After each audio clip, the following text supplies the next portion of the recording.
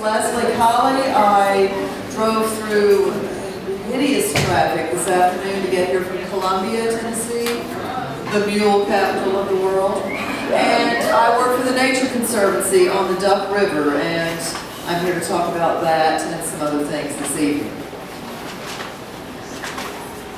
I noted the picture of the Earth from space earlier, and I was happy to see it. I want to just point out what an extraordinarily beautiful thing it is, and how rich it is in life forms, in human cultures, in habitat types, and in environmental challenges. And water is a huge, big challenge for cultures all over this world, actually.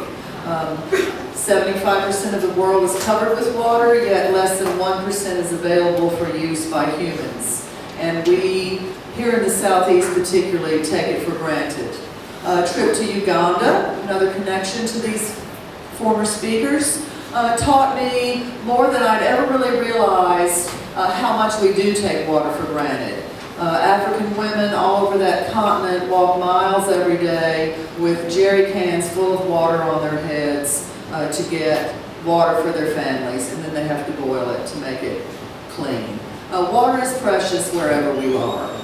And fresh water is directly connected to the oceans. The Mississippi Valley drains a whole lot of this country right into the Gulf of Mexico, and the actions that we take at home have a difference for creatures like this and those tiny, gorgeous diatoms that were in the previous slide. Whales, 40 species, perhaps superior creatures to humans, in my own opinion, and we have a shameful past, and I think they are one creature that I care a lot about caring for. And the garbage patch, Pacific Ocean, the size of Texas, several feet thick. We think of it as being very far removed from us, but really it's there because of human actions, the choices that we take, the things that we manufacture, and our footprint on the planet. So I'm taking this from the Pacific Ocean in Wales to my watershed, which is my home watershed and is my work life, and that's the Duck River.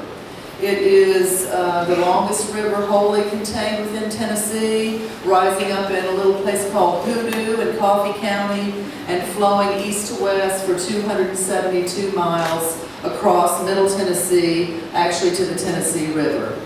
It is a really extraordinary river and considered to be the most biologically diverse river in North America. It is full of fish and mussels, and it's mostly free-flowing. Only one dam on the Duck, which is pretty unusual these days. We've dammed 85% of the rivers in this country, and the Duck is free-flowing for much of its length, and it's really a beautiful, clean treasure of a river for us. This is the pygmy mad tom, the smallest catfish family member, and is only found in two places on the planet, the Duck River and the Clinch River in Tennessee, and I just think he's awfully cute. I just have fallen in love with this fish as I've been working on this presentation. But mussels are the real treasure in the Duck. 55 species of mussels. They are long-lived, 80 to 90 years in many cases. They are not sexy like tigers and panda bears, but they're fascinating creatures with a fascinating life cycle. And quickly, and I don't have enough time for this, but that fish in the middle is actually the lure that the female mussel, which is basically just a lump of tissue, mussel's not a lot going on inside of a mussel shell, she has that lure to attract fish so they will strike it, and she sprays her babies into their mouth and gills, and off they go to some other part of the river, which is pretty extraordinary for a creature like a mussel. So what do I do every day? I paddle down the river occasionally and see scenes like this. We do a lot of work with the agricultural community. They are typically good stewards of the land, but they're resistant to change. We see a lot of this sort of thing, new developments. This is actually a golf course, completely removing the trees and everything from the edge of the creek and making me sad and unhappy. And really, we do a lot of work for low-impact development and growing in more green ways. This is an exposed utility line along a creek in Marshall County, and it was the entire stretch of this creek through downtown Lewisburg looked like this when we went there. We got $1.5 million of EPA funding to fix it, and this is what it looks like now. It is